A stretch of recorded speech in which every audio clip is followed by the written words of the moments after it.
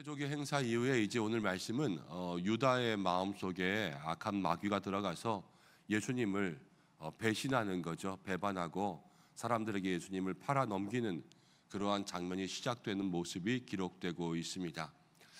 오늘 예수님 마음 가운데 이렇게 이야기해요. 21절에 예수께서 이 말씀을 하시고 심령에 괴로워 증언하여 이르시되, 제자들과 함께 계시던 중에 너희 중 하나가 나를 팔 것이다. 이제 제자들의 배반을 얘기하시면서 심령에 괴로워하셨습니다.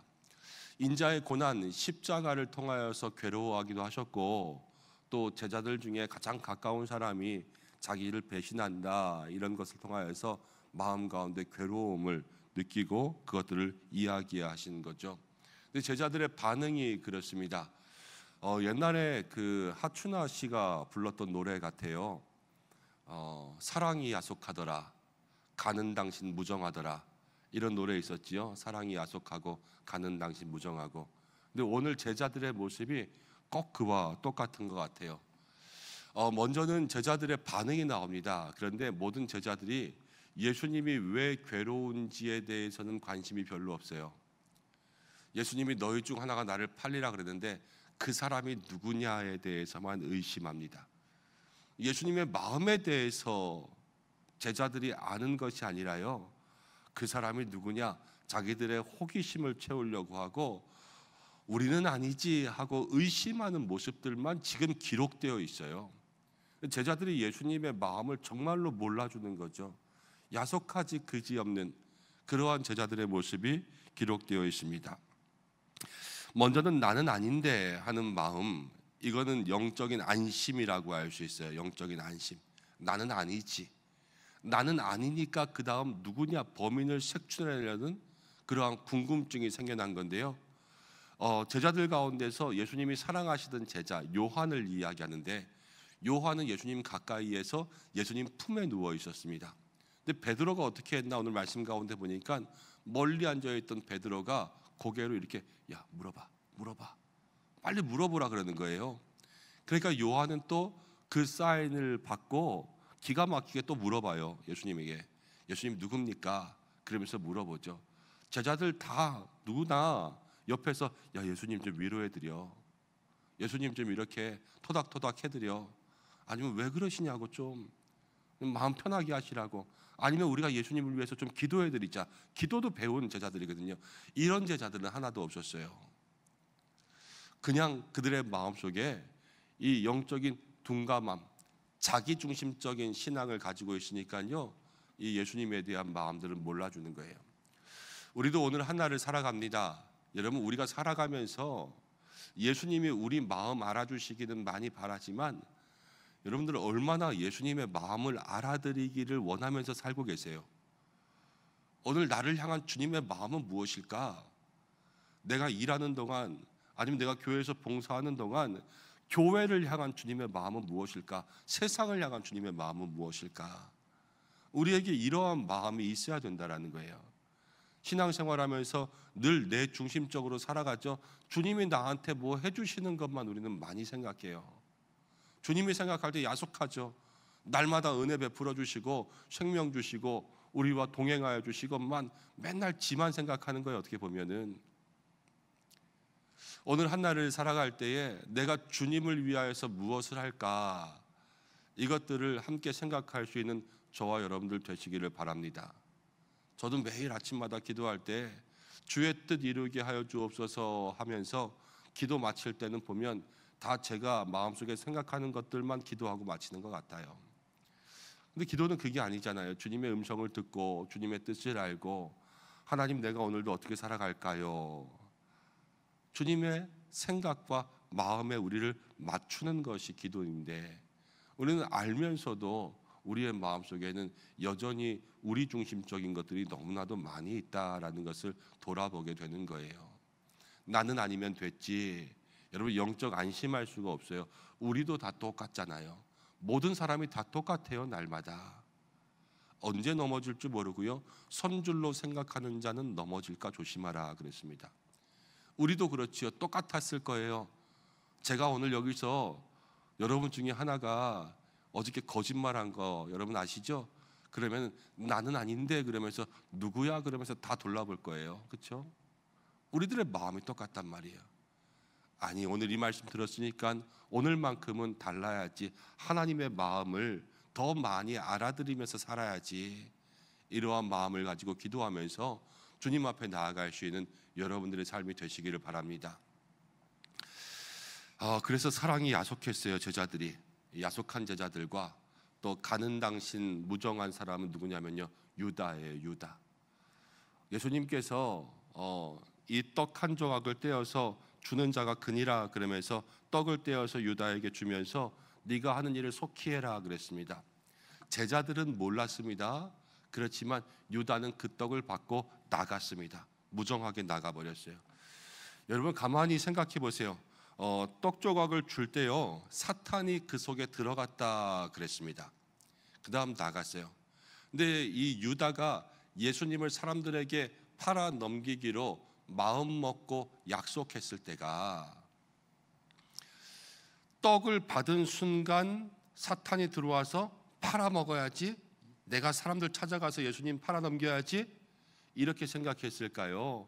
아니면 이미 그 전에 마음이 조금씩 돌아섰을까요? 그 전에 마음 조금씩 돌아선 거예요. 그렇죠? 그리고 이미 돌아서 있던 마음에 사탄이 들어가니까요, 그 일을 행할 수 있도록 다시는 회개하지 않고 그냥 예수님 앞에 등을 휙 돌리고 가도록 그렇게 만든 거예요. 사탄이요, 우리들의 마음의 틈을 이용해요. 조금씩 우리들의 마음이 식어지거나 아니면 섭섭해지거나 아쉬워지거나. 유다는 지금 예수님께 섭섭했어요. 왜냐하면 예수님께서 정말로 이 땅에 구원을 주시고 이 이스라엘 민족에 해방을 주시고 정치적인 자유를 주시고 혁명을 일으키고 반란을 일으키고 이럴 줄 알았는데, 예수님은 인자의 고난을 얘기하잖아요. 이 사람 가르침 그냥 힘없는 가르침이구나. 우리가 원하는 건 평화가 아니야. 우리가 원하는 것은 독립이지. 그러면서 이스라엘이 로마의 독립을 하는 것을 원했지만 예수님의 방식은 그게 아니었단 말이에요. 마음이 이제 안 맞는 거예요. 그래서 조금씩 예수님에 대해서 마음이 돌아가고 있는 그 틈에 마귀가 들어가는 거예요. 그러니까 그 일을 하도록 그냥 무심하게 쑥 데리고 마귀가 나가버리잖아요. 유다가 나간 것도 있지만요, 마귀가 데리고 간 거예요. 이거는 여러분, 우리도 우리의 마음을 잘 지켜야 돼요. 우리가 작은 일 가운데 섭섭해지기 시작하고 작은 일 가운데 토라지기 시작하면 그 마음을 이용하는 게 마귀라는 겁니다. 그러면서 3년 공생에 자기와 동고동락하면서 가르침 주시면서 함께했던 스승을 팔도록, 정말로 파렴치하도록 그렇게 만들어가는 것이 마귀가 하는 일이지요. 우리의 마음을 오늘 한번 돌아보면서 내가 어떤 작은 일이라도 우리의 마음 상하는 것에 쉽게 빠지지는 않은지 그렇게 돌아볼 수 있는 그러한 믿음의 시간들이 있기를 소망합니다. 또 하나는 예수님께서 이 떡을 받는 사람이 그니라 하면서 떡을 줬어요. 다른 사람들은 다 몰랐거든요.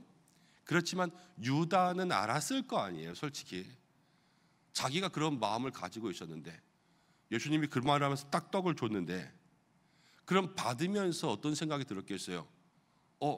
이 양반이 다 아시네? 이런 생각이 들었어야 되지 않겠어요? 그럼 뜨끔해야죠.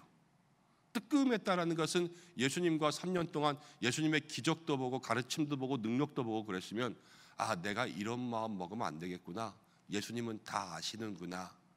마지막에 기회가 주어진 거였어요. 제가 볼 때는. 그런데 그 마지막 기회들도 그냥 버려두고 간 거죠. 우리가 영적으로 깨어있지 않으면 기회가 기회인 줄 몰라요. 은혜가 은혜인 줄 모르고, 영적으로 무감각해지면요, 예수님이 말씀하시는 게 그냥 우리가 민감해 있을 때는요, 정말로 하나님 당신을 사랑하십니다 라는 말만으로도 가슴에 확 꽂혀요. 그렇지만 우리가 무감각해지면요, 그 얘기 100번 해줘도 우리의 마음속에 아무런 감동도 안 생겨요. 그래서 우리가 정말로 민감하고 또 부드러운 마음으로 우리에게 말씀하시는 그 말씀들 한마디 한마디를 잘 귀담아 듣고 마음속에 들을 수 있는 영적 자세들이 필요한 거예요. 하나님, 오늘 우리에게 그러한 마음 주옵소서. 이렇게 함께 기도할 수 있는 여러분들 되시기를 바랍니다. 오늘 제자들의 모습을 보면서 제자들은 야속하게 예수님은 마음 모르고 또 유다는 무심하게 예수님 팔아넘기는 그러한 모습들을 보게 되었어요. 근데 말씀의 제목을 오늘은 누가 예수님을 괴롭게 하는가라고 정했거든요. 누가 예수님을 괴롭게 했습니까? 유다뿐만이 아니라 제자들도 예수님 마음 몰라준 거 아니었어요? 우리도 신앙생활하면서 예수님의 마음을 괴롭게 하는 사람들이 아니라 예수님의 마음을 편안하게 해드리는 믿음의 사람들 되기를 원합니다. 잠언에 그런 말씀이 있잖아요. 충성된 일꾼은 더운 여름 날씨 가운데 시원한 얼음 냉수와 같다. 주인의 마음을 시원하게 한다. 우리 인생의 주인 되시는 하나님 아버지의 마음을 시원케 해드릴 수 있는, 그 심령의 괴로움을 덜어드릴 수 있는 믿음의 사람들 되시기를 바랍니다. 그리고 하나님께만이 아니라 여러분이 사시는 데들도 똑같습니다. 배우자의 마음을, 그 마음의 짐을 덜어줄 수 있는 사람, 또 교회의 마음의 짐을 덜어줄 수 있는 사람, 직장의 마음의 짐을 덜어줄 수 있는 사람, 어떻게 하면 그렇게 할 수 있을까? 그러한 마음들을 가지고 주님 앞에 기도하며 나아갈 때에 가정과 일터와 교회에서 하나님께서 사용하시는 믿음의 사람 되게 하실 줄로 믿습니다. 기도하겠습니다. 하나님 아버지, 오늘 이 말씀을 통하여서 누가 예수님의 마음을 괴롭게 하는가 하였는데, 어찌 보면 우리가 제자들 같고 어찌 보면 우리가 유다 같습니다. 늘 우리의 마음만 생각하고 주님의 마음을 돌아보지 못했던 저희들을 용서하시고 이 한날 지혜로운 마음 더하시고 성령으로 기름 부으사 하나님, 주님의 마음을 시원케 하는 믿음의 종들, 청지기, 충성된 일꾼들 될 수 있도록 인도하여 주옵소서. 오늘도 기도하는 시간 성령으로 역사해 주시고 우리의 마음과 하나님의 마음이 연결되는 복된 시간 되게 하시고 모든 성도들을 향하여서 하늘 문을 열어 주옵소서. 가정을 지키시고 건강을 지키시고 일터를 지키시며 출퇴근하는 모든 길 지켜주시며 부모, 형제, 자녀와 늘 임마누엘 가정으로 살아갈 수 있도록 인도하여 주시며 구원의 문, 믿음의 문을 활짝 열어 주옵소서. 교회를 위해서 기도하고 나라와 민족을 위해서 기도하며 모든 열방을 품고 기도할 때에 하나님 축복하시는 기도의 용사가 되게 하여 주옵소서. 모든 영광 주님께 올려드리는 한날이 되기를 원하오며 예수님의 이름으로 기도드립니다. 아멘.